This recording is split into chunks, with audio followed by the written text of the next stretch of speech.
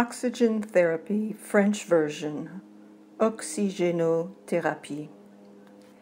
Ils sont ensemble avec nous dans notre série avec Assist International, ECHO et Stanford Global, le sujet de thérapie de oxygénothérapie durant la pandémie de COVID.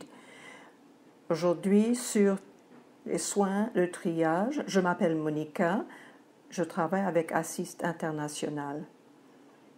Notre projet ECHO est basé sur une fondation d'amour et de respect. J'espère que vous pouvez tous m'entendre. Oui, les pouces en l'air? Alors, répondez avec gentillesse si vous avez une réaction. C'est la responsabilité de tout le monde de faire que cet espace soit un espace de sûreté et de respect. En bas de votre écran, vous pouvez vous servir de la boîte de chat avec pour vos questions. Nous avons aussi les possibilités d'interprétation. Je vous expliquerai tout à l'heure.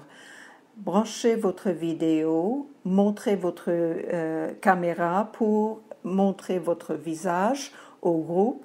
Pour avoir votre certificat de participation, il faudra remplir formulaire de participation à la fin de cette session.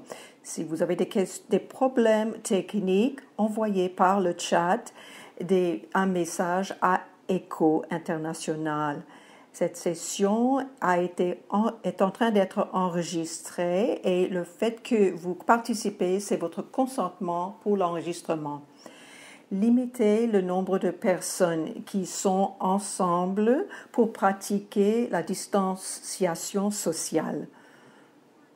Pour les interprètes, il y a un bouton en bas de votre écran. Nous avons 4 langues aujourd'hui, vous pouvez choisir. Nous avons l'espagnol, vous allez choisir espagnol, portugais, pour le français et pour Swahili. Nous ne l'offrons pas, il y a un bouton dans Zoom. Pour l'allemand, vous choisirez l'allemand. Nous sommes encore en train d'attendre le français et le swahili, mais nous espérons tout de suite que ce sera en ligne.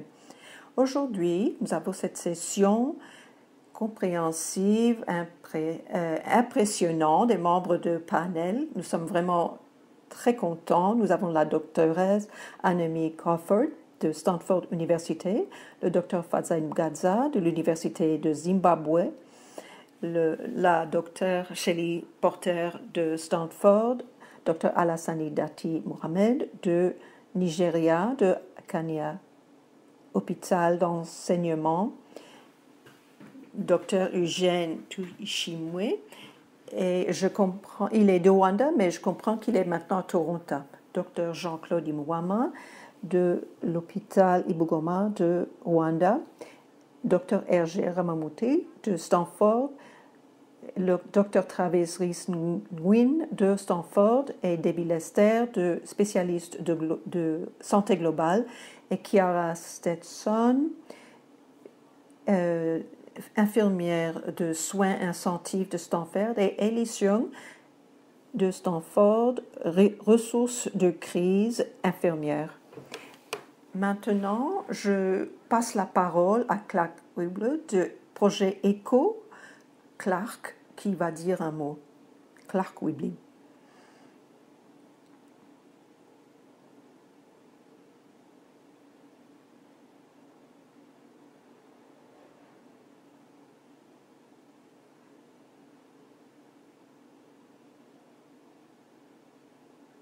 Je regrette, ECHO, pouvez-vous faire de Clark un co-animateur pour qu'il puisse parler, puis qu'il puisse avoir la parole? Clark Wigley. Bonsoir, bonjour à tous, merci de me donner la parole. Je suis content de faire partie de cette session. Je suis vraiment émotionnée de voir nouveau chapitre dans notre participation avec l'Université de Stanford. Et mon collègue Bruce Strominger, officier médical en Afrique Et donnez s'il vous plaît la parole à Bruce, puis qu'il vous salue aussi. Merci Clark, merci Monica et à Assist International et l'équipe de Stanford, nos collègues avec ECHO en Inde et Stanford. Vous êtes en train depuis un moment de produire des programmes avec ECHO les derniers mois et dans le dernier mois, nous nous sommes réunis pour coordonner la prochaine phase de cette thérapie d'oxygène et nous sommes vraiment très heureux de pouvoir collaborer avec vous en Inde aussi, les collègues. Ce qui est vraiment important, c'est que nous sommes vraiment contents qu'il y ait plus d'une centaine de participants à travers le monde aujourd'hui. Merci Monica et merci Emma.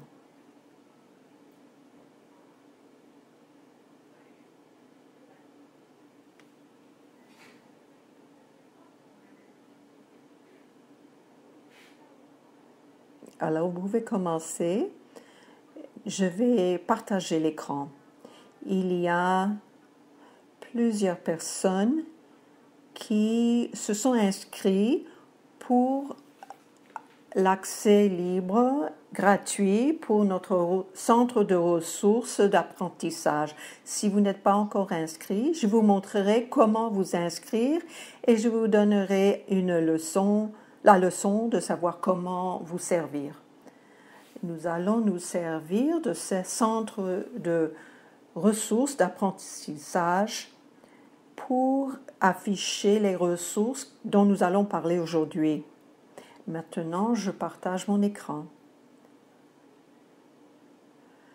Voici le centre de ressources d'apprentissage et j'aimerais que l'on mette le lien dans le chat. Sur anesthésie globale, il y a plusieurs cours. Les 3 en haut sont les plus développés et les plus pertinents pour notre état de pandémie. Il y a le fondament de soins critiques et celui sur l'oxygène dont nous allons parler aujourd'hui dans cette série. Donc la première chose à faire pour vous inscrire, vous prendrez la bouton en haut à droite. Si c'est la première fois, au lieu de vous mettre votre adresse courriel et votre mot de passe, il faudra créer votre compte gratuitement. Et par après, vous aurez simplement à mettre votre email et votre mot de passe.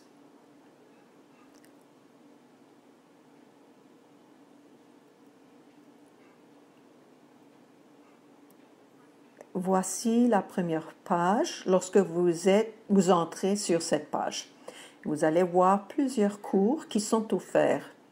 Nous avons 2 pages. Ils ne sont pas tous encore très développés, mais les 3 premiers en haut sont pleins de ressources que vous pouvez accéder gratuitement.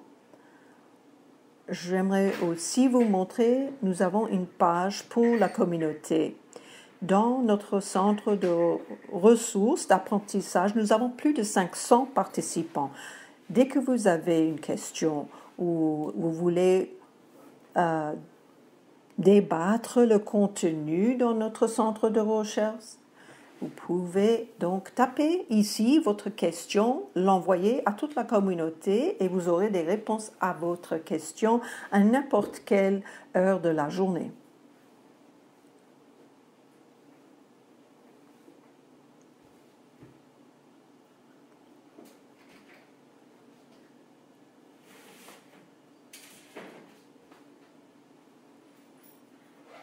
Nous avons plusieurs raisons. Ce que nous voulons souligner, c'est que pneumonie est la cause de mortalité le plus fréquent pour les enfants en bas âge. Voici l'oxygène, c'est la première thérapie à commencer. Hypoxémie,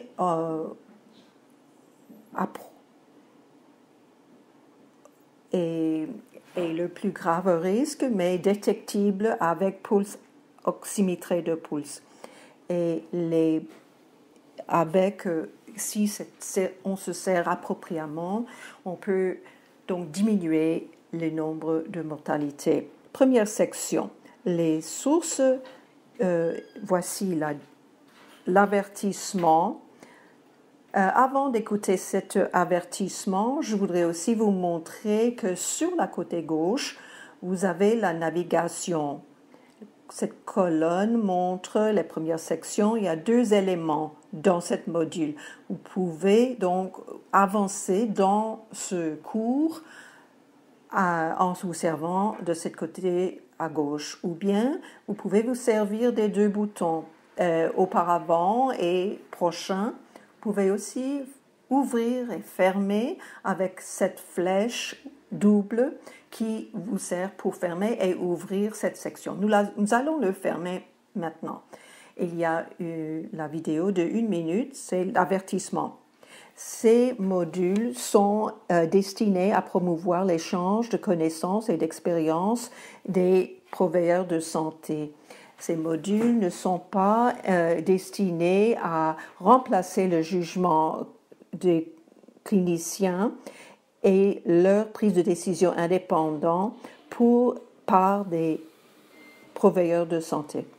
Ceux qui visionnent ce matériel sont responsables pour leur prochain jugement professionnel. Ceux qui ont créé ces matériels ne sont pas responsables légalement pour ceux qu'ils ont pour des pertes ou des dommages qui résulteraient de l'information utilisée dans ce centre de ressources ou durant les discussions. Ceux qui ont créé et les administrateurs de ce centre de ressources font tout effort de promouvoir les informations à jour et précis.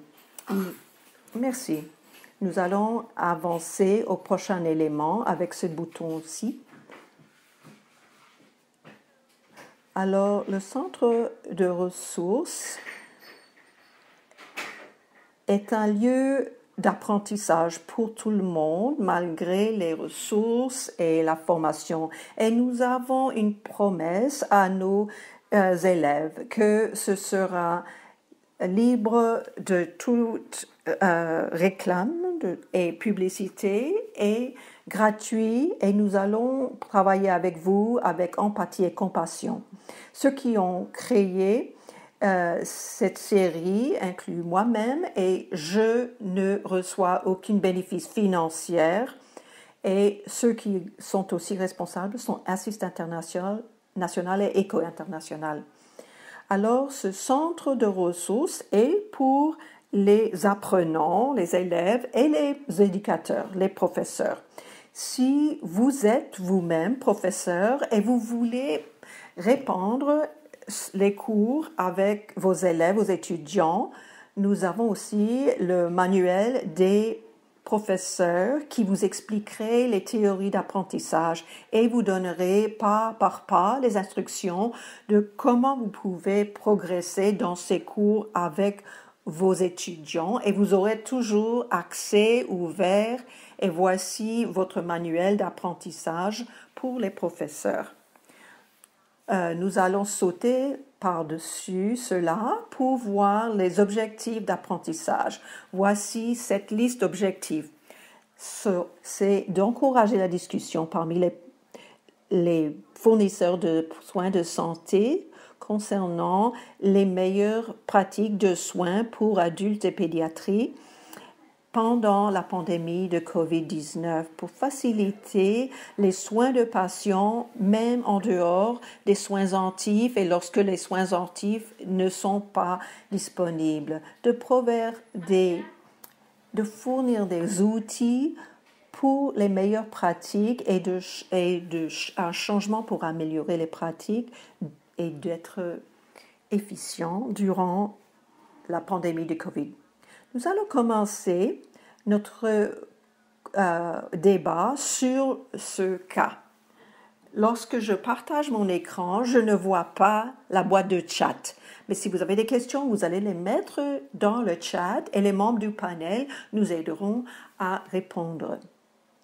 nous avons, au lieu des objectifs de apprentissage, nous avons des objectifs que nous appelons changement de pratique parce que nous trouvons que de pouvoir juste prendre un examen, cela ne prouve pas les apprentissages, mais que lorsque les ressources sont limitées, nous pouvons effectuer les changements de pratique et pour améliorer les résultats pour les patients. Donc, les objectifs de pratique, de changement de pratique sont les purveyeurs de santé suivent les lignes conductrices pour la protection, l'équipement de protection personnelle. Les patients qui ont une infection sont isolés très tôt. Ils sont reconnaître et diagnostiquer hypoxémie, faire le triage des patients hypoxémiques. Dernier objectif, que prescrire la thérapie, oxygénothérapie, avec le dispositif disponible qui sera les meilleurs. Donc, nous avons notre patient, un homme de 57 ans qui présente avec frissons, faiblesse et toux sèche. Si cette personne arrive dans votre salle d'urgence, comment procéderiez-vous?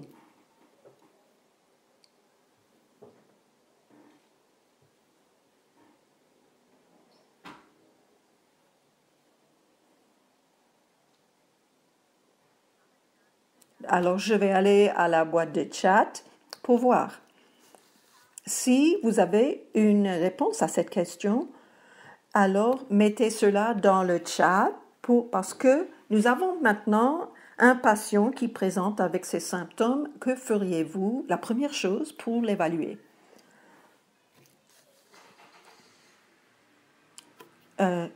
SPO2, quelqu'un a dit? Bon commencement, oui, les signes vitaux. Que d'autre?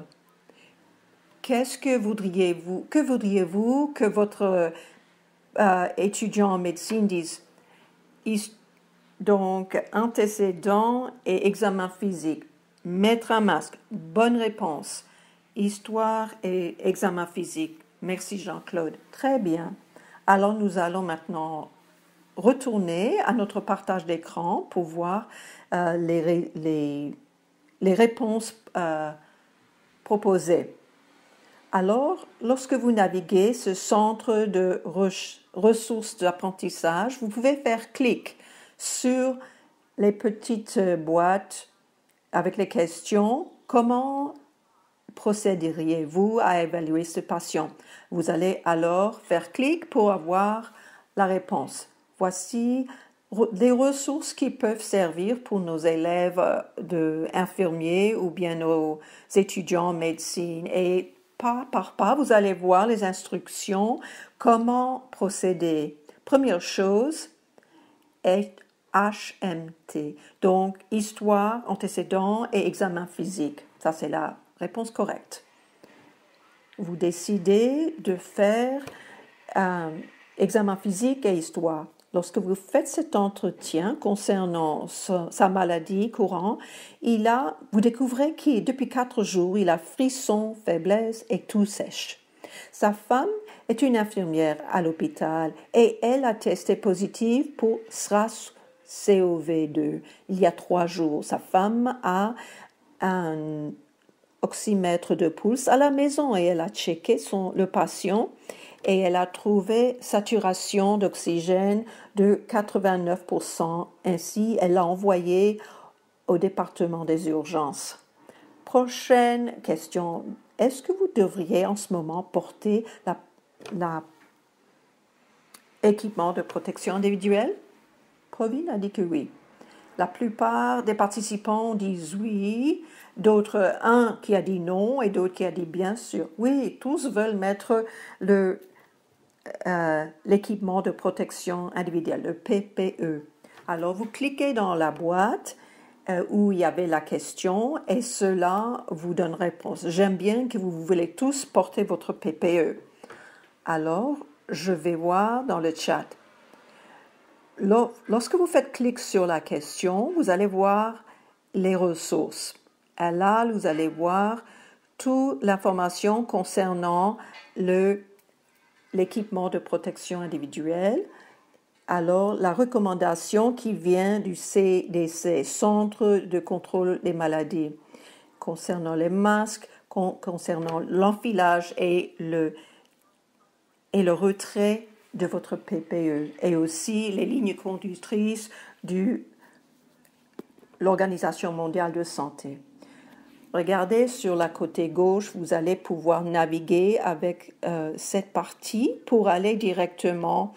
Et j'ai vu que vous étiez tous d'accord pour porter cet équipement de protection. Alors, vous faites clic sur les premières ressources qui viennent du Centre de contrôle des maladies. Alors, si la patient a été confirmée, il faut porter le masque dans son évaluation médicale. Alors, première chose, mettre le masque sur le patient. Les professionnels de soins de santé doivent adhérer aux standards de protection. Nous décrivons les recommandations dans notre ligne conductrice. Comment alors vous allez voir les instructions pour comment enfiler la protection et comment le retirer.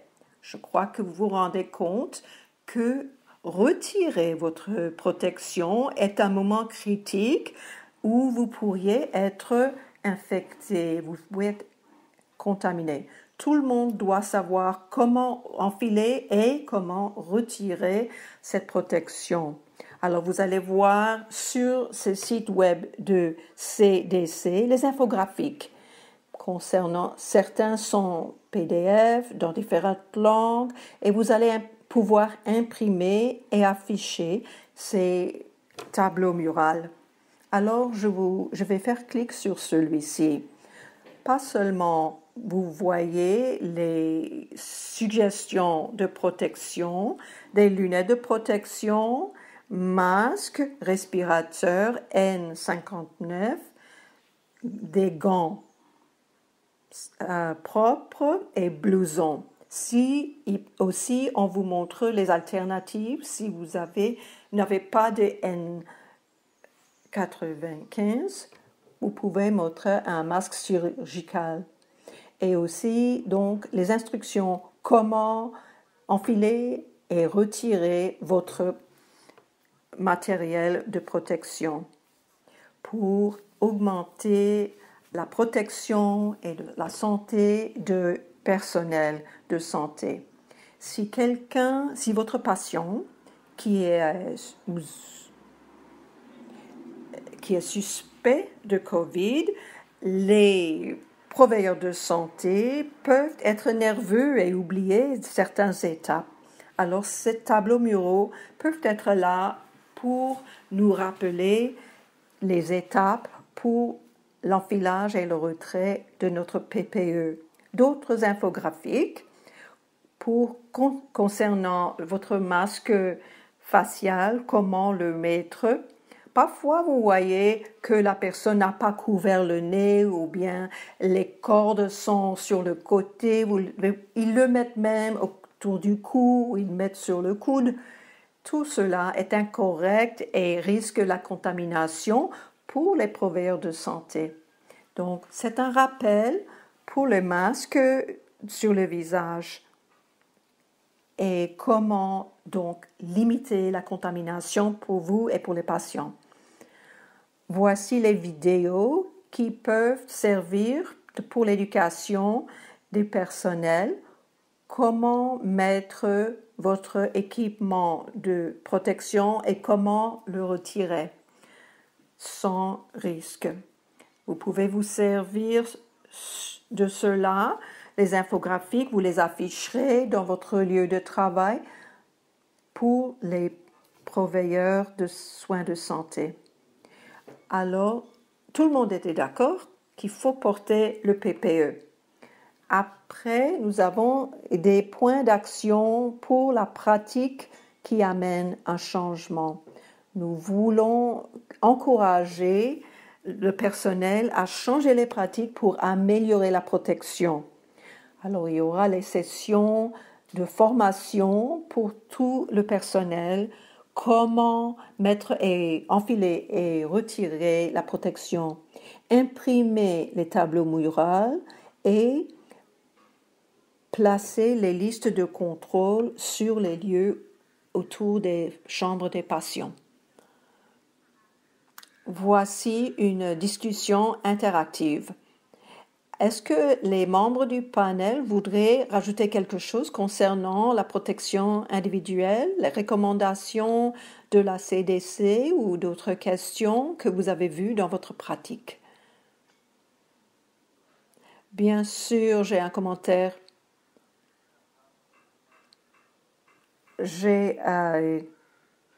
Lorsque c'est possible, lorsqu'on met et on retire, ça, c'est important. C'est bien qu'on ait une deuxième personne qui soit là pour surveiller la mise, enfilage et retrait de protection. Oui, ça c'est un point. Nous appelons chez nous à cette personne un officier de santé.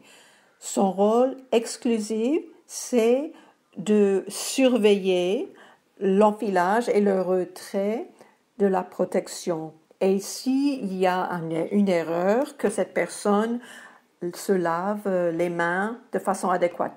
Oui, Chiara. Oui, pour nous aussi, cet officier de sûreté nous aide beaucoup, surtout pour notre staff qui n'a pas trop l'habitude de mettre cette protection. Autre point, si vous avez des matériels adéquats, changez régulièrement les blousons et le matériel. Dans les portes, les ascenseurs, donc passez régulièrement pour la décontaminer. Oui, ça c'est un point qu'il faut dire explicitement si nous parlons de SARS-CoV-2 ou bien COVID-19. Concernant COVID-19, Maggie, qu'est-ce que vous dites? Non, je suis l'interprète. Est-ce que vous pouvez alors fermer votre microphone? Merci. Alors, la chose qu'il faut faire explicitement pour SARS-CoV-2 ou COVID-19, exercice, contact, les gouttes et vaporisation. Lorsque vous transportez un patient d'un lieu à l'autre dans l'hôpital, toutes les surfaces peuvent être contaminées et vous allez donc les essuyer, les décontaminer pour éviter que l'environnement et l'autre personnel soient contaminés. Est-ce que vous avez d'autres suggestions concernant le PPE? Un autre point d'apprentissage. Très bien, nous allons retourner à notre cas. Comment feriez-vous pour le triage de ce patient? Vous pouvez donc taper cela dans la boîte de chat. Comment isoler et traiter? Nous savons qu'il a tout, frisson, et que la saturation d'oxygène est élevée à 89%. Comment décideriez-vous de où aller, comment procéder avec ce patient? Mettez votre réponse dans le chat.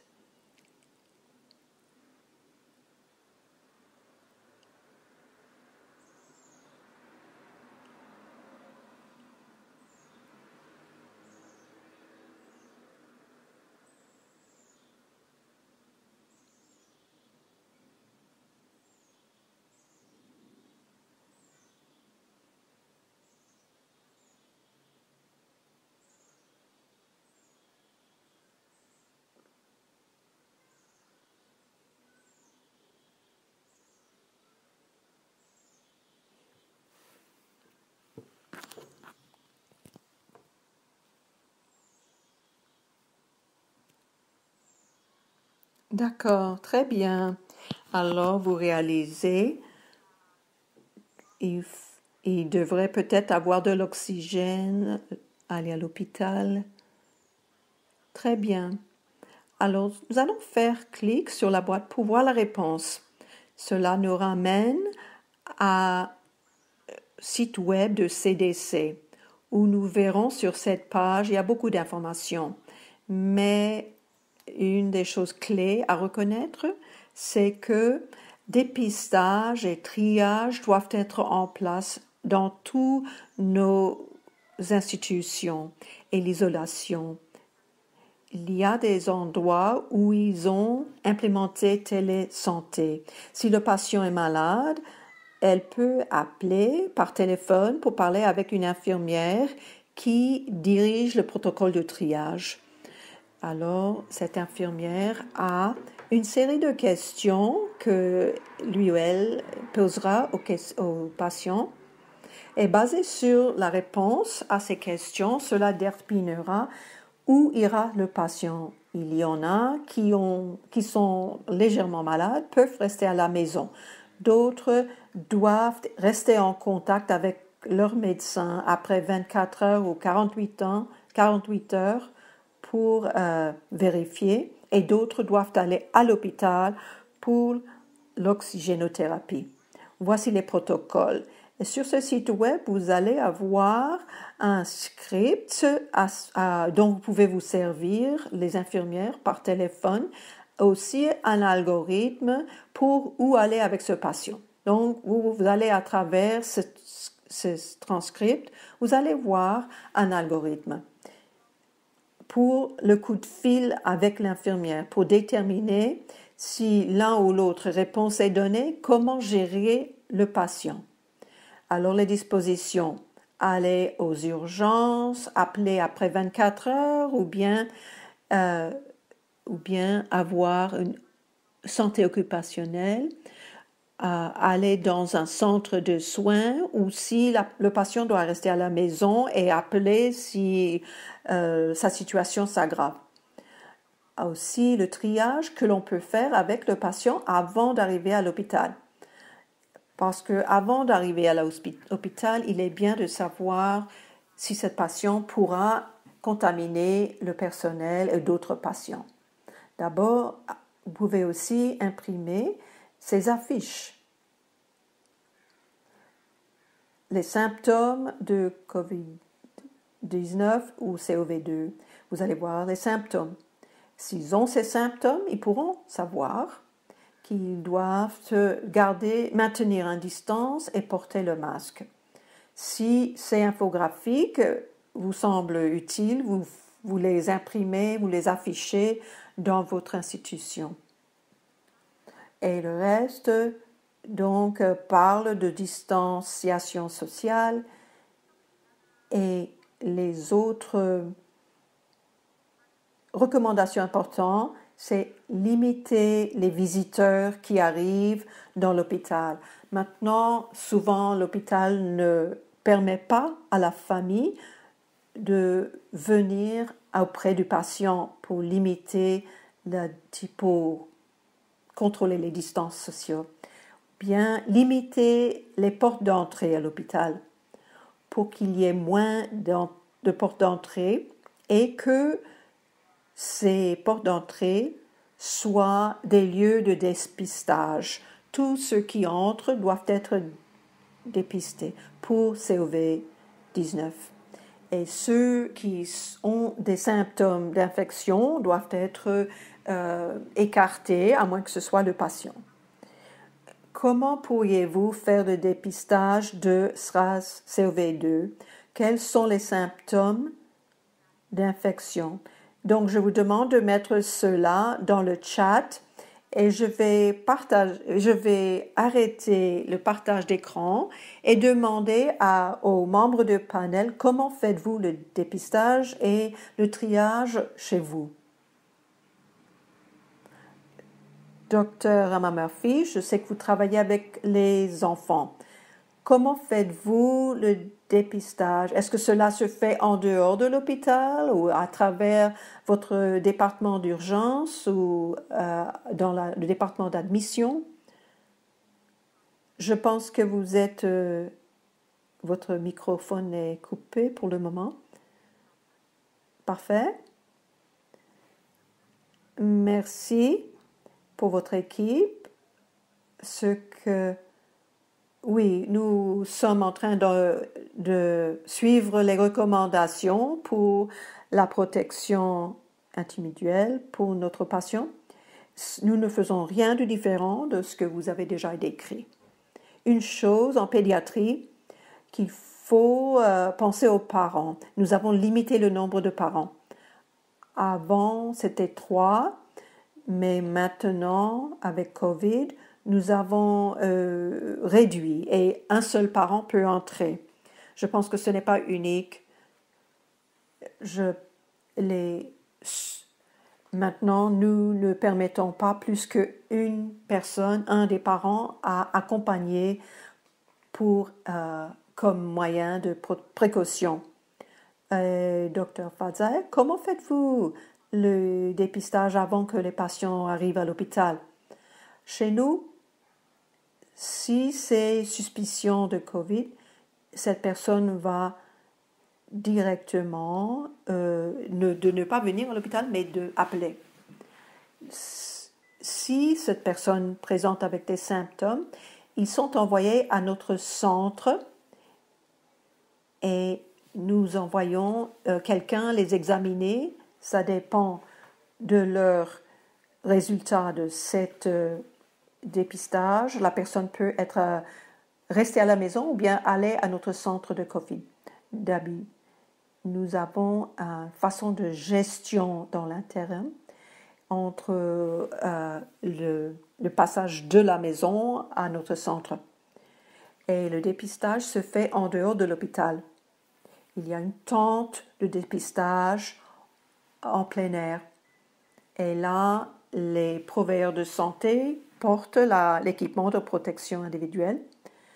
Et dans le centre pour adultes, nous encourageons que l'adulte entre seul, à moins qu'il a vraiment besoin d'assistance pour marcher. Dr. Fadzin travaille avec l'Université de Zimbabwe. Jean-Claude, vous êtes dans un hôpital de district à Rwanda. Pouvez-vous nous dire comment vous faites le triage? Jean-Claude, où êtes-vous? Peut-être qu'il n'est plus avec nous sur...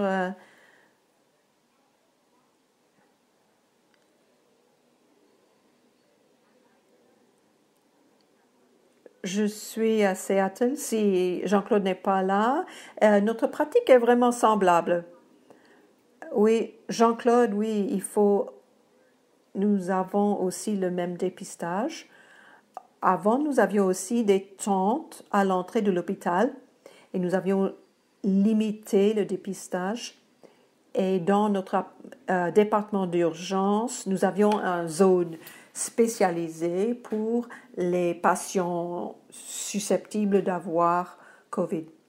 Aussi, nous avons limité les visiteurs et un par an pour la pédiatrie, un peu comme les collègues ont dit. Très bien. Et Jean-Claude, maintenant? Très bien, merci.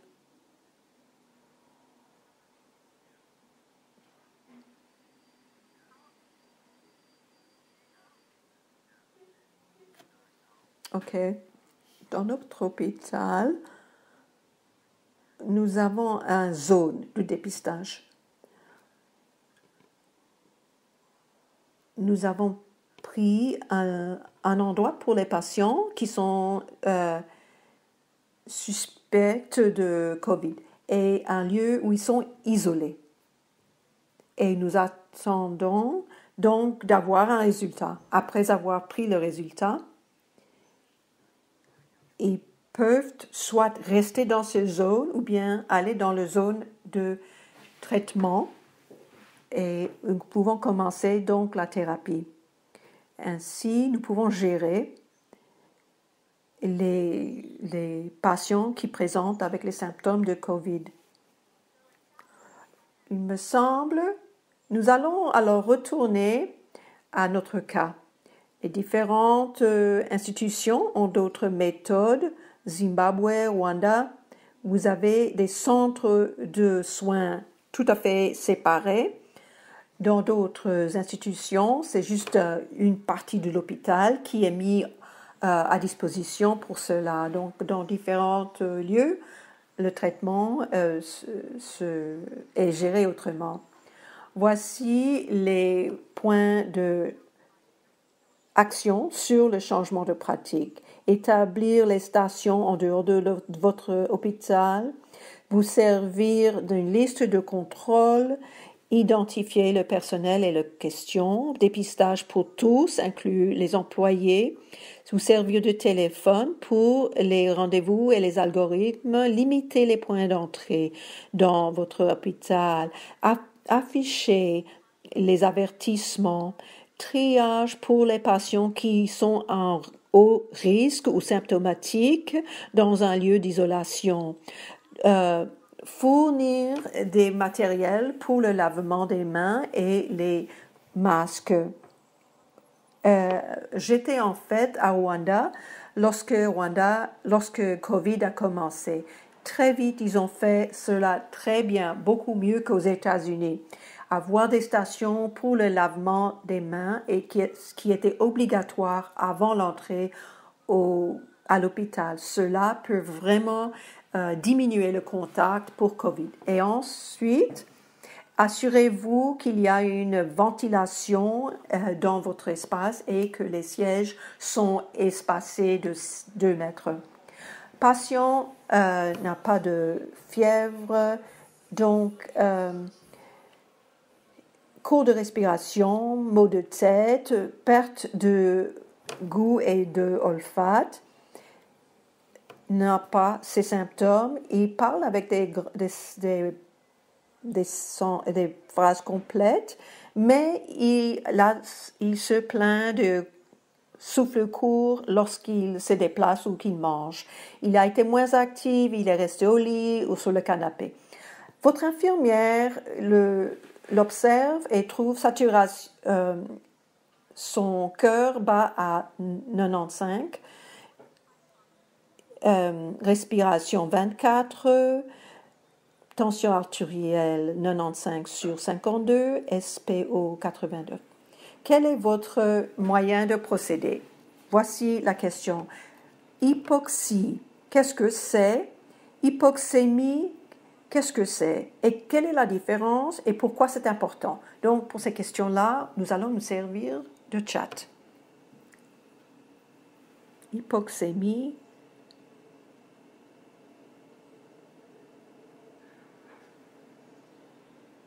Quelle est la différence? Hypoxémia, hypoxie.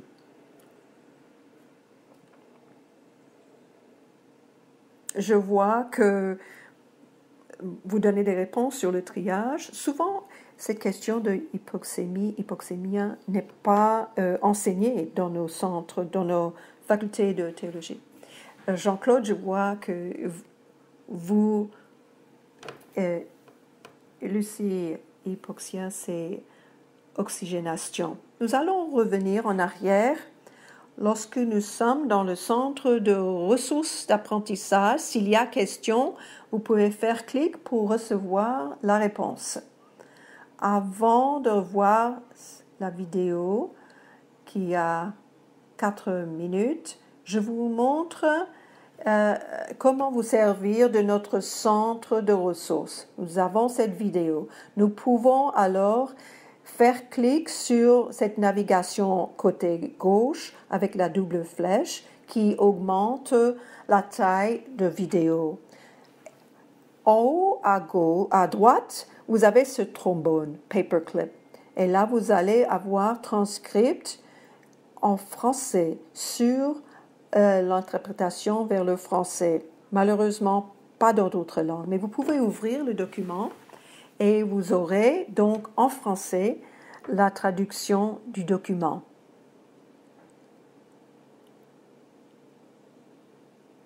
en français là. Nous allons donc effacer cela, mais ceux qui parlent français prendront note. Sur le centre de ressources, si votre vidéo va trop vite, vous avez un petit bouton où vous pouvez ralentir la vitesse du vidéo, changer de volume, faire transcript, que le transcript soit plus grand. Voici le transcript qui va passer par ces paroles en fur et à mesure que la vidéo avance. Vous pouvez aussi faire clic sur le carré pour agrandir la vidéo. Pour diagnostiquer et traiter hypoxémie, demande que l'on comprenne la définition pour comment détecter hypoxémie ou l'analyse de sang artériel. Lorsque nous respirons, nous faisons entrer l'air dans nos poumons et cet air a 21% d'oxygène. Lorsque l'oxygène entre dans nos poumons, cela voyage vers l'alvéoli où il y a l'alvéoli et infuse dans les capillaires pulmonaires. L'oxygène dans l'hémoglobine ou les cellules globules rouges ou entre dans le plasma. Cela s'appelle oxygénation. Et l'oxygénation insuffisante s'appelle hypoxémie. La vitesse avec l'oxygène est livrée aux cellules et les tissus du corps s'appelle livraison d'oxygène. Livraison inadéquate d'oxygène vers les cellules, les tissus et les organes du corps s'appelle hypoxia. D'accord? Alors, nous n'allons pas regarder plus que les 2 ou 3 premières minutes de cette vidéo parce que nous avons déjà trouvé la réponse. La différence hypoxie, hypoxémie, hypoxia, c'est niveau d'oxygène basse dans le sang et hypoxie, c'est oxygène livré au tissu. Différence entre ce que vous pouvez détecter avec le oxymètre de pouls. Vous pouvez détecter l'oxygène dans le sang, mais vous ne pouvez pas détecter livraison d'oxygène vers les cellules et les tissus.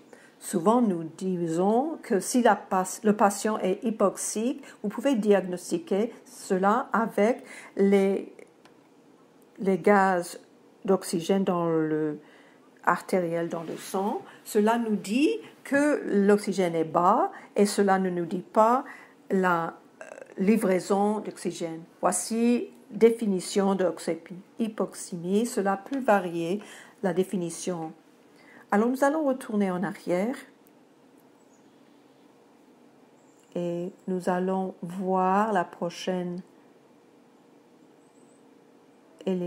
élément. Hypoxémie, hypoxia, quelle est la différence? Faites clic et vous allez voir cette vidéo et cette discussion. Les causes de hypoxémie dans les enfants et les adultes, s'il vous plaît, mettez cela dans le chat. Les causes de hypoxémie courant. Donc, oui, nous parlons beaucoup de COVID ces jours-ci. Hypoxémie, que d'autres?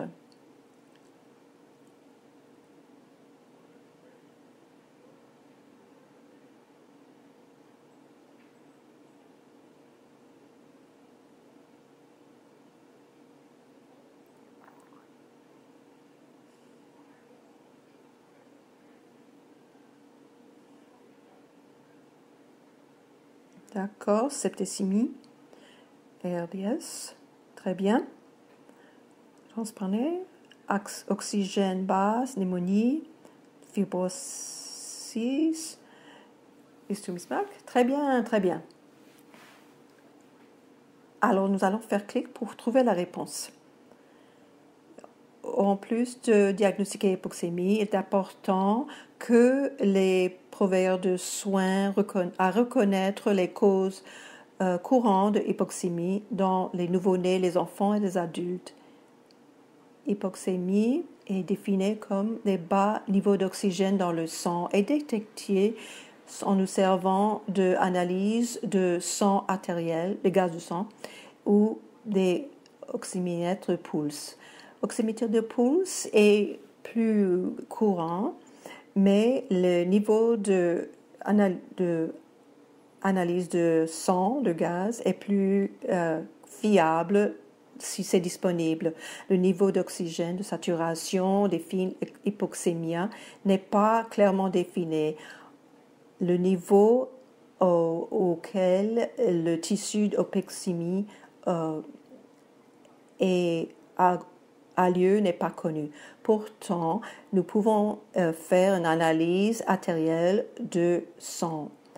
Si cela n'est pas disponible, oxymètre n'est pas disponible, nous pouvons vous servir d'autres outils. Si ces dispositifs ne sont pas disponibles, nous pouvons vous servir de guide pour de titration d'oxygène et de thérapie. Les causes d'hypoxémie dans les nouveau-nés sont inclus asphyxia natale, syndrome de détresse respiratoire, pneumonie, sepsis, maladie congénitale de cœur, meconium, aspiration de meconium et apnée. Les causes de hypoxémie dans les enfants inclus ne sont pas limitées à les infections bronchiolite, asthme, méningite, sepsis, maladie congénitale de cœur, complications périopératives, malaria, trauma. Finalement, les causes de hypoxémie pour adultes, COPD, asthme, pneumonie, sepsis, trauma, congestif de cœur, embolie pulmonaire et détresse périopérative.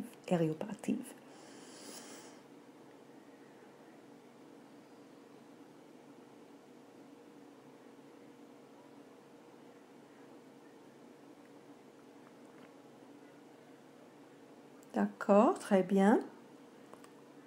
Est-ce que les membres du panel voudraient rajouter quelque chose concernant les causes de hypoxémie? Quelque chose que nous n'avons pas dit?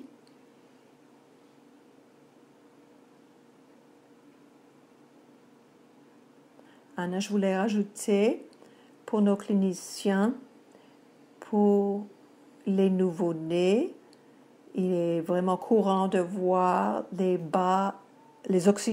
niveaux d'oxygène très bas, saturation d'oxygène dans les nouveau-nés. Si vous pouvez mesurer les gaz artériels dans le sang, ça devrait alors augmenter dans les minutes et les heures après la naissance. Ça peut être très courant. Et lorsqu'ils ont une détresse de froid, cela peut donc le niveau de saturation peut affecter aussi, cela peut affecter notre capacité de diagnostiquer. Merci de partager cela. Oui, chérie. Docteur Porter. Non, je suis donc thérapeute de respiratoire. Ne pas oublier les questions cardiaques. Je sais que nous avons parlé des questions respiratoires. Merci. Docteur Dassy, vous avez aussi quelque chose à rajouter? Oui. Je voulais faire un commentaire, mais il y avait de la pluie ici et je n'ai pas pu parler. Mais aujourd'hui, ça va mieux. Je voulais dire, dans notre pratique, parfois, nous donnons des drogues et cela, lorsque vous avez un niveau bas, et cela peut aider notre patient. En plus, c'est ce que je vois, notre meilleure option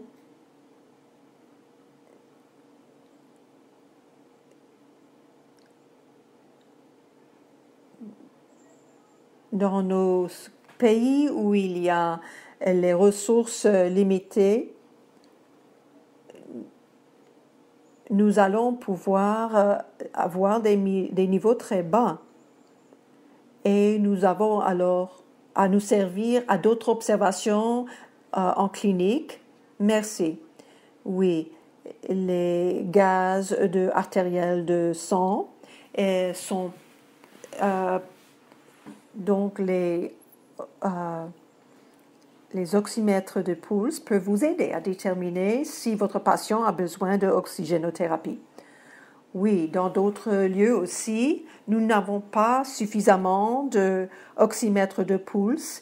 Il faut savoir reconnaître les signes en clinical de hypoxémie différents entre les adultes et les enfants en pédiatrie. Merci de signaler cela. Nous allons avancer. Je voulais aussi vous montrer encore quelque chose concernant hypoxémie. Voici l'image des poumons. Faites clic sur les poumons et vous allez voir cet algorithme concernant hypoxémie. Cela divise les différentes causes dans 4 groupes distincts. Premièrement, insuffisant d'oxygène dans les alvéoles. L'oxygène qui entre dans les poumons de 2 façons. Hypoventilation, ça peut être, on peut s'adresser à ce problème par des médicaments pour augmenter la ventilation. Et vous pouvez avoir hypoventilation qui conduit à hypoxémie. Ou bien concentration de l'air très basse, d'oxygène dans l'air dans les lieux de altitude altitude, ou bien diffusion le problème peut se situer dans les capillaires. Si l'oxygène ne peut pas entrer par les alvéoles vers les capillaires, vous pouvez avoir aussi hypoxémie, bas oxygène dans le sang, ou bien le lien de liaison d'oxygène et le carbone monoxyde peut aussi être cause. Vous avez aussi le VIQ où il y a le manque de cohésion ou bien le shunt. Donc il y a les causes COPD, asthme, embole pulmonaire et maladie de santé de poumon. Ou bien les shunts, comme Shelley Porter nous a dit, il peut y avoir des problèmes cardiaques et le problème donc peut se situer à différents endroits physiologiques. Donc vous pouvez faire clic sur cette image des poumons et cela vous conduira à toutes ces ressources-là. Donc, en fin de compte, est-ce que notre patient de 57 ans est hypoxémique? Vous pouvez donc donner la réponse dans le chat. Donc, il a la toux, il frisson, toux sèche et faiblesse. Tout le monde a dit oui, le patient est hypoxémique. Alors, lorsque nous parlons de COVID-19, il y a les outils qui ont été développés qui peuvent nous aider à déterminer si notre patient est hypoxémique et que faire. Alors, faites clic sur cette réponse, sur cette question pour avoir la réponse. Il y a cette affiche tableau mural sur l'oxygène. Il y a aussi l'outil qu'on appelle Lifebox, donc boîte de vie pour le triage, pour l'oxymétrie. Et aussi un outil sur escalation d'oxygène. Voici les outils qui peuvent nous servir avec les patients hypoxémiques qui ont COVID-19. Voici notre ressource sur la thérapie oxygénothérapie concernant et vous servir de oxymétrie de pulse et si vous voyez un niveau de 90 ou supérieur, vous commencez avec l'oxygène en vous servant de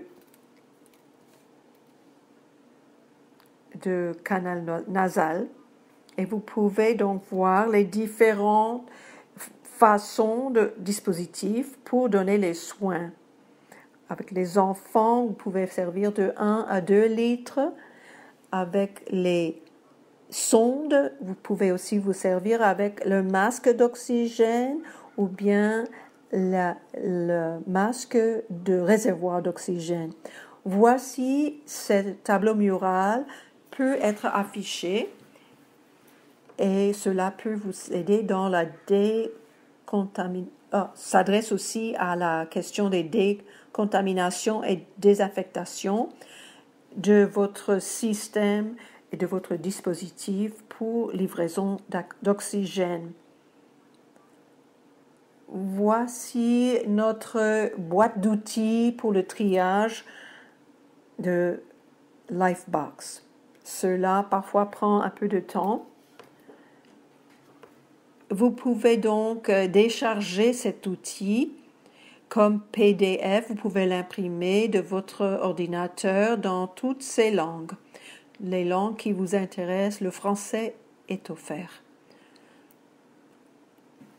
Alors, vous avez maintenant comment faire votre dépistage de patients avec oxymètre de pouce. S'il y a ou s'il n'y a pas de fièvre, s'il y a toux ou bien cours de respiration, peut-être au repos ou en action, et niveau de respiration. Donc, notre patient avait 24 et donc il y a des signes de COVID-19. Les signes d'urgence, donc difficulté ou pas de respiration, détresse de respiration, centrale sinus, choc, coma. Voilà, vérifier saturation d'oxygène avec oxymètre de pouce. Alors, vous allez poursuivre. Il faut donner alors un supplément d'oxygène avec les canules nasales et alors voir si cela stabilise après 15 minutes. Vous pouvez le vérifier. Mais si cela n'augmente pas à 90%, ça reste en bas de 90%, vous pouvez alors augmenter l'oxygène. Après quelques minutes, vous allez vérifier l'oxygène. Si cela ne s'améliore pas, il faut alors augmenter l'oxygène que vous fournissez.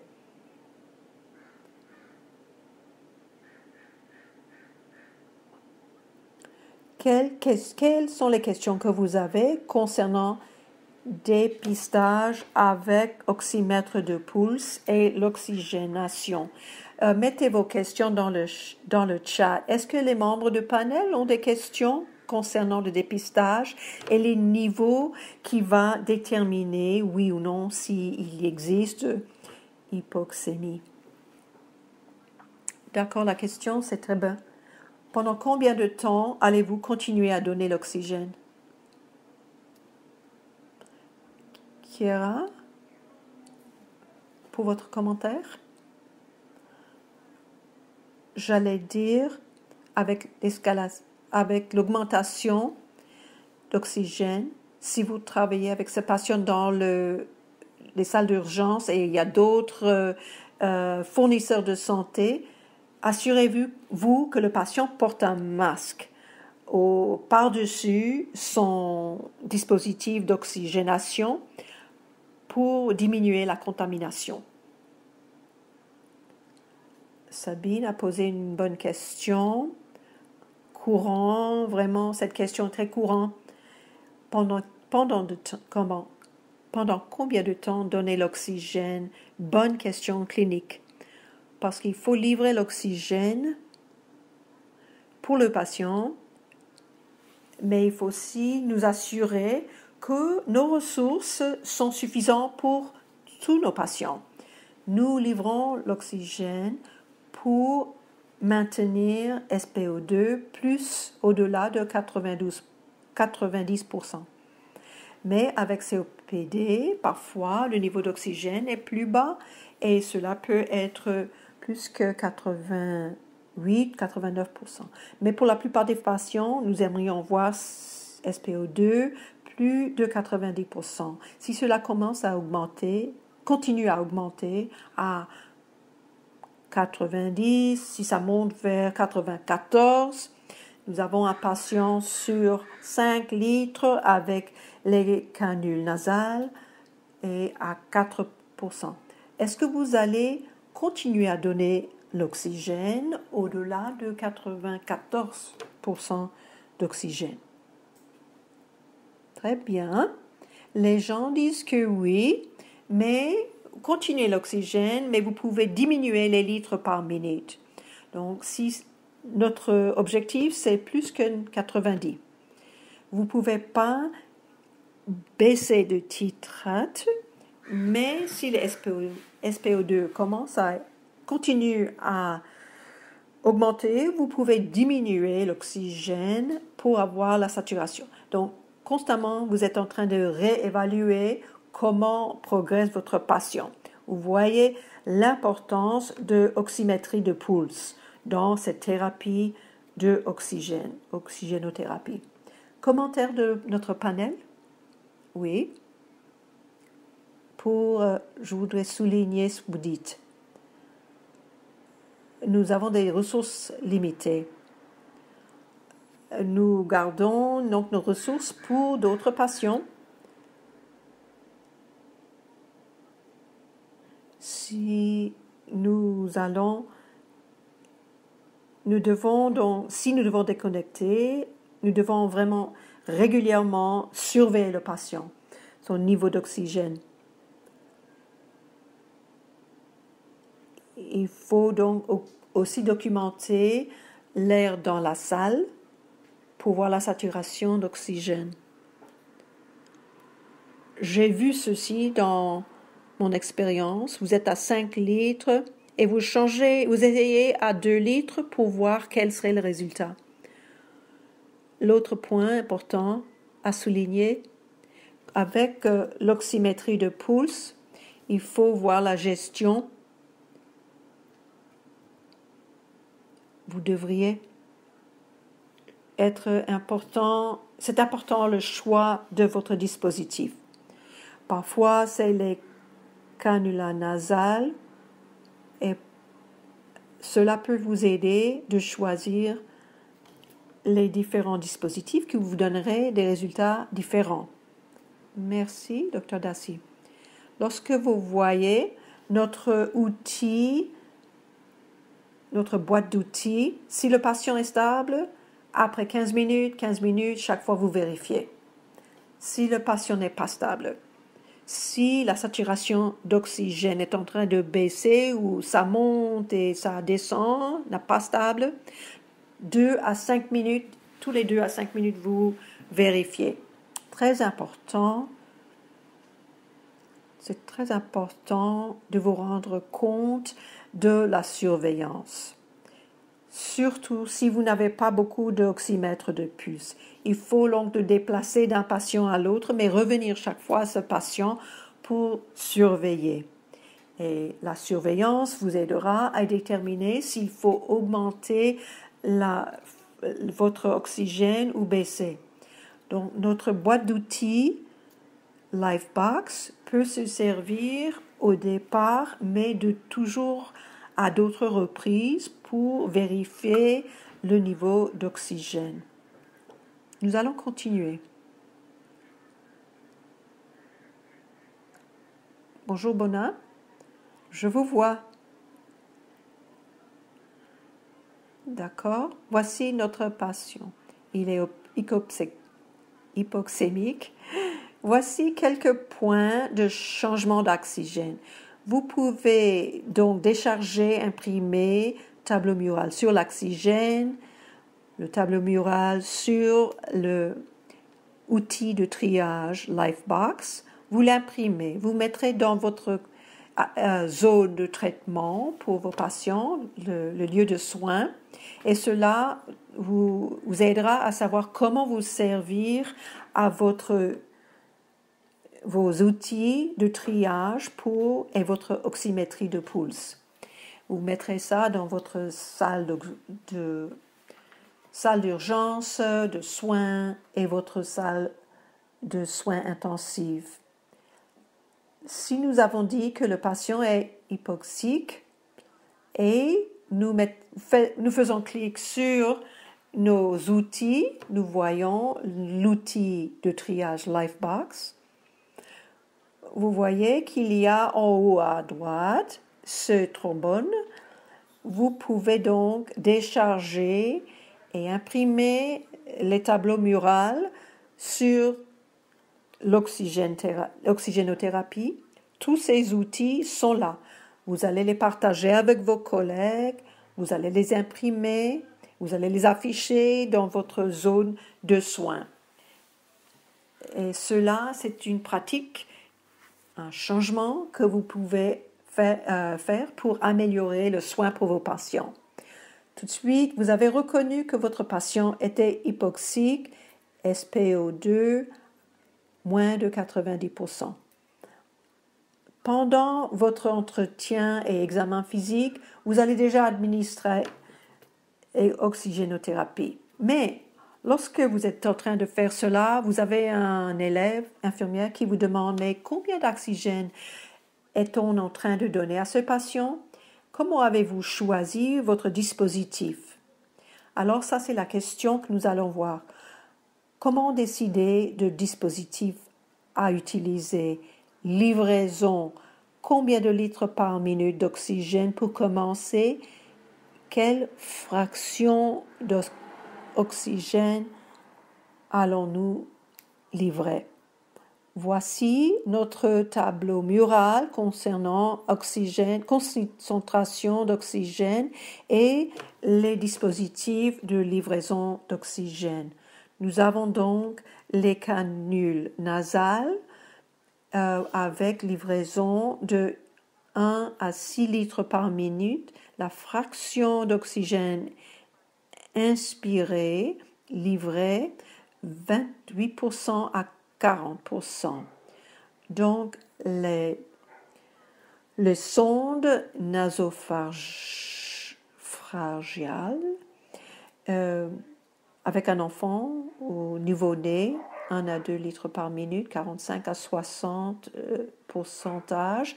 Le masque sur le visage pour les patients adultes et enfants, 6 à 10 litres, 44 à 60% de fraction. Nous avons aussi masque avec un sac réservoir pour quelqu'un qui ne respire pas, adulte ou enfant, livraison de 10 à 15 litres par minute. Lent, non invasif, 60 à 90 fractions d'oxygène inspiré. Nous avons aussi le masque Venturi avec les bouts de différentes couleurs pour différentes livraisons d'oxygène. Tout cela sont des outils, l'information disponible dont vous pouvez faire clic, ce sont les oxygènes.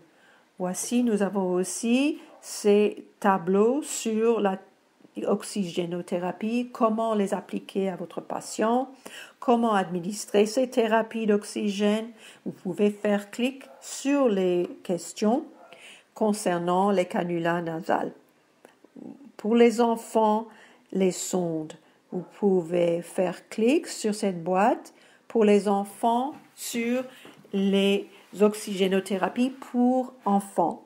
Ce livre d'information organisé par l'Organisation mondiale de santé avec beaucoup de contenu sur le tableau de matière. Vous allez voir tous ces livres. Dans notre série, plus tard, nous allons avoir aussi une session concernant la pédiatrie.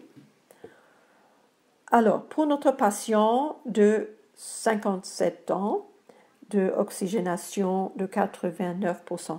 Quel est le dispositif que vous allez choisir? Donc, écrivez dans le chat. Quel est le dispositif que vous allez choisir dans votre contexte? Dans le contexte où vous travaillez avec l'équipement disponible, qu'allez-vous utiliser? Il y en a qui se servent de canule nasale. Et combien de litres par minute? Quel est le dispositif et à combien de litres par minute? plusieurs ont dit que je vois que beaucoup d'entre vous ont des canules nasales. Très bien.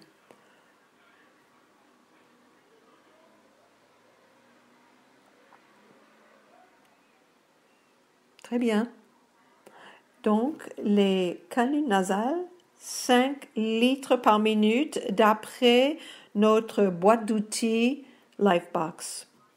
Donc, de 2 à 5 litres par minute avec les canules nasales. Lorsque vous commencez votre oxygène à 2 litres par minute et la saturation d'oxygène, si cela ne s'améliore pas, que feriez-vous? SPO2 reste à 89%. Que faites-vous?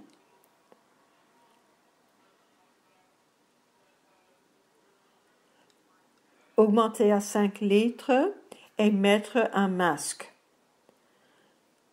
Disons, vous mettez un masque simple à 6 litres par minute et le patient maintenant augmente à 90. À quel moment allez-vous vérifier encore? À quel moment feriez-vous un contrôle? Après 5 minutes, d'autres disent après 15 minutes.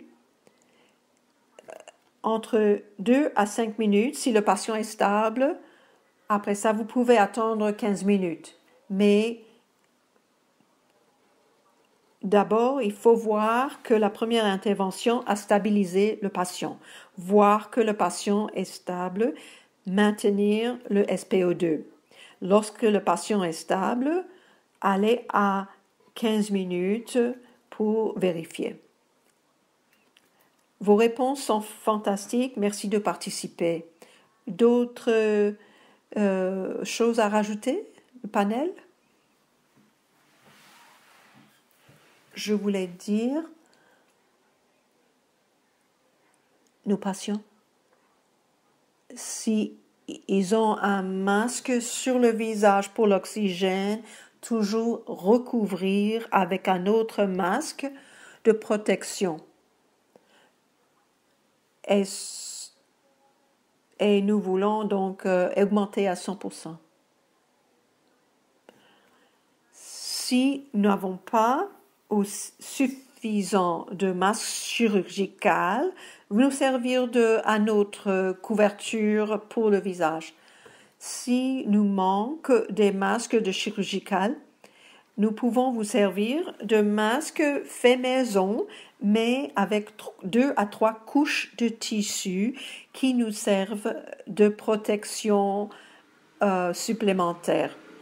Si le patient porte canule nasale, c'est avec toujours couverture sur le visage, masque.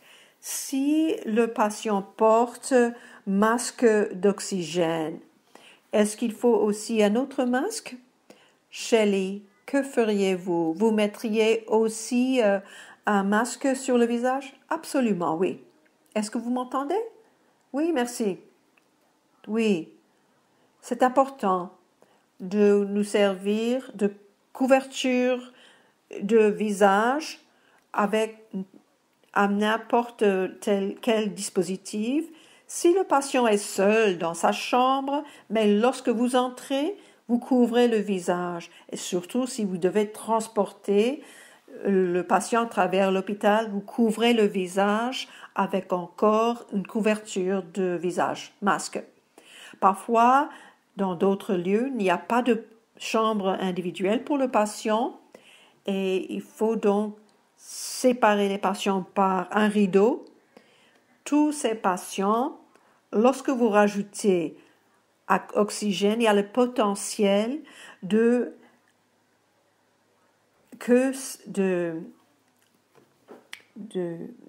contamination par la vaporisation et il faut donc protéger avec des masques supplémentaires.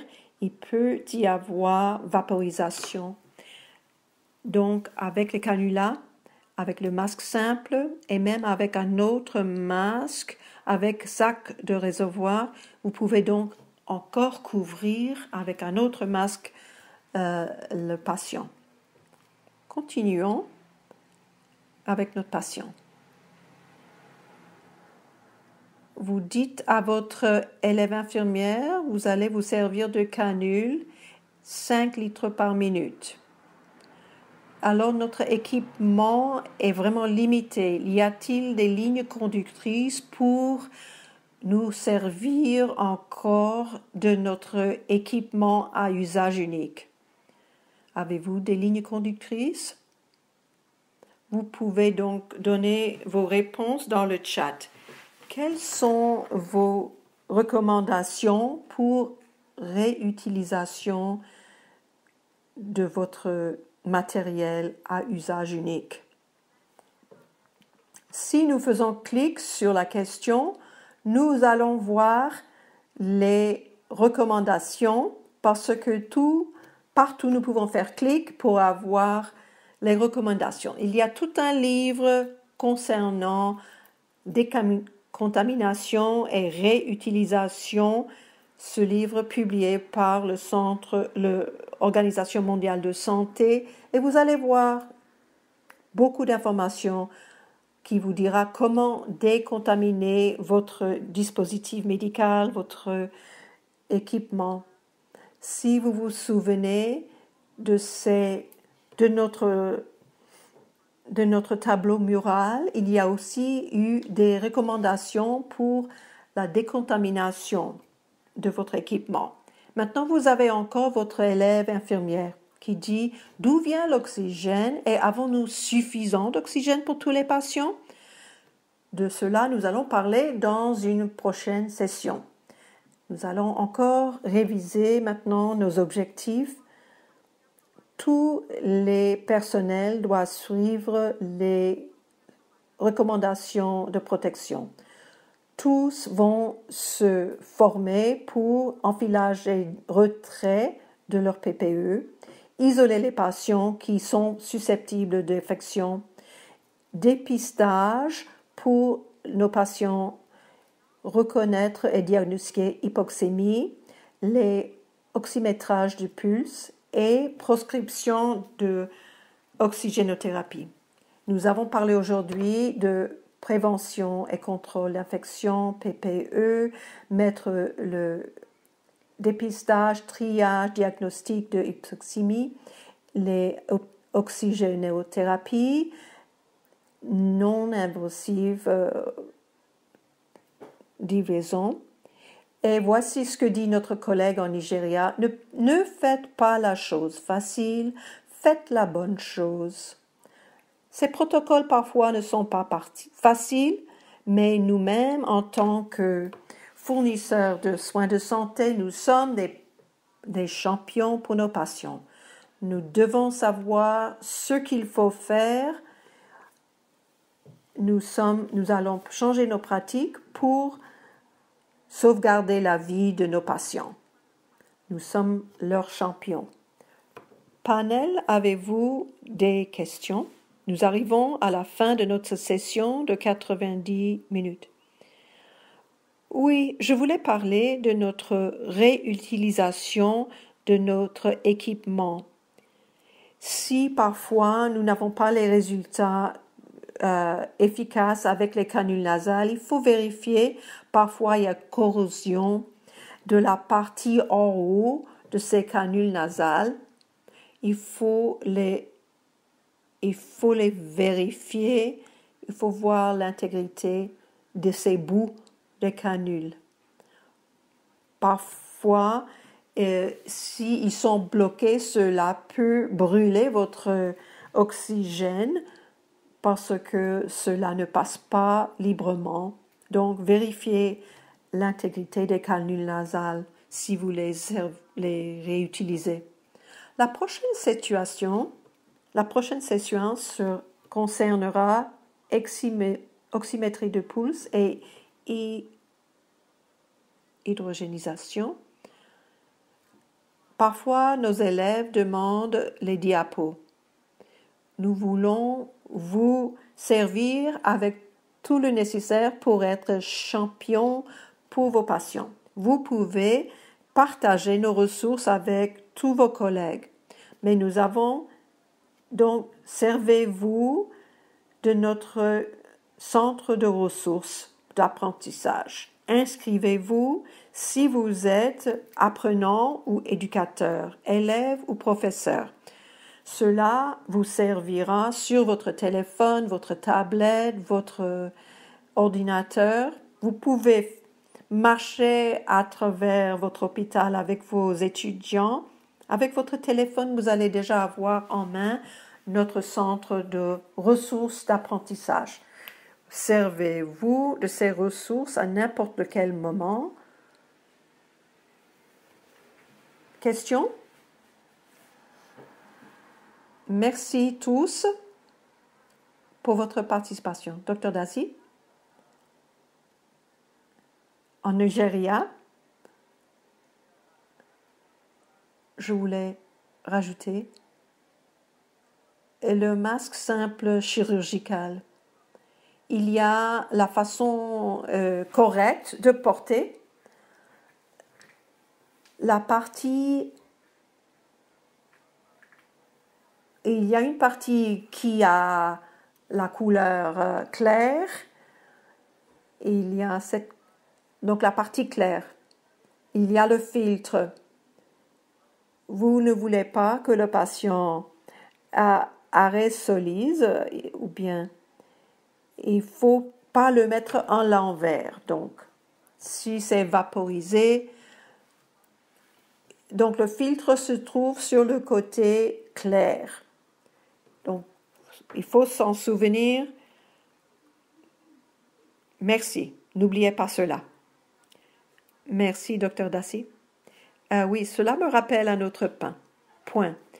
Si nous avons un masque chirurgical simple ou ceux que nous faisons à la maison, ces masques protègent autrui. Cela ne nous protège pas nous-mêmes. Ces masques sont très importants. C'est un signe de respect pour d'autres.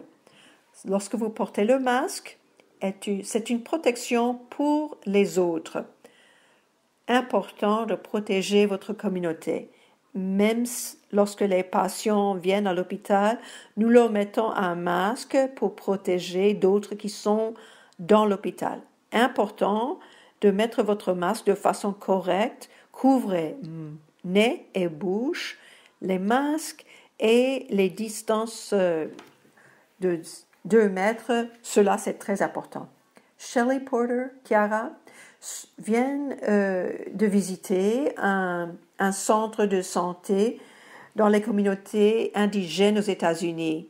Si vous ne savez pas, ce sont des régions différentes, distinctes des autres régions aux États-Unis, souvent avec moins de ressources. Ce qu'ils ont appris, cette réserve indigène, puisqu'ils se sont servis des protocoles isolation, distanciation sociale et masque, même dans un contexte où il y a beaucoup de COVID-19, ils ont pu diminuer le taux d'infection en se servant de ce protocole. Servez-vous de ces protocoles pour protéger votre communauté. C'est très important. Le port de masque, les distances sociaux et les oxygènes thérapies sont ce qui est le plus important dans le combat contre COVID. Merci. Merci Anna Crawford et d'autres membres du panel. Nous avons encore 1 minute ou 2 de procédure. Nous ne voulons pas dépasser les 90 minutes. Il y avait des questions que nous n'avons pas encore répondues. Nous allons continuer la conversation.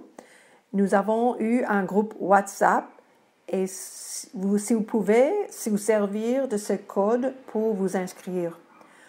Nous allons aussi avoir des forums de discussion qui feront partie de notre centre de ressources. Vous pouvez vous inscrire. Nous allons continuer cette conversation. Les sessions vont avoir lieu chaque mois, à la fin de chaque mois, le lundi, à la même heure. Et nous allons vous envoyer des invitations en avance pour que vous sachiez. Restez donc en conversation à travers le mois avec nous. vous allez recevoir un certificat de participation après avoir participé à notre questionnaire. Vous allez trouver le questionnaire dans le chat. Vous allez trouver le lien pour le questionnaire dans le chat. Et par email, nous allons aussi faire parvenir notre sondage. Nous allons aussi inclure un sondage par Zoom. Remplissez, s'il vous plaît, cela avant de terminer la session. Remplissez-le pendant que je vous parle maintenant. Vous allez donc recevoir les diapos, toute la session. Vous allez le trouver sur notre site web ECHO International, assisinternational.org. Si vous avez des questions, envoyez des messages courriels à echoassisinternational.org. Nous remercions tous les participants, le panel, et spécialement Dr. Anna Crawford, qui a géré cette session, qui a créé le centre de ressources d'apprentissage, et tous ceux qui ont rendu possible ces sessions. Encore, nous allons continuer à travers l'année, pratiquer la distance sociale, lavez les mains, portez votre masque, restez en contact.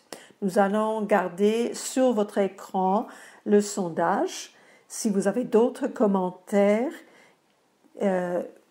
si vous avez des questions concernant l'interprétation, écrivez sur les commentaires en Zoom pour améliorer les prochaines sessions. Ceci conclut notre session.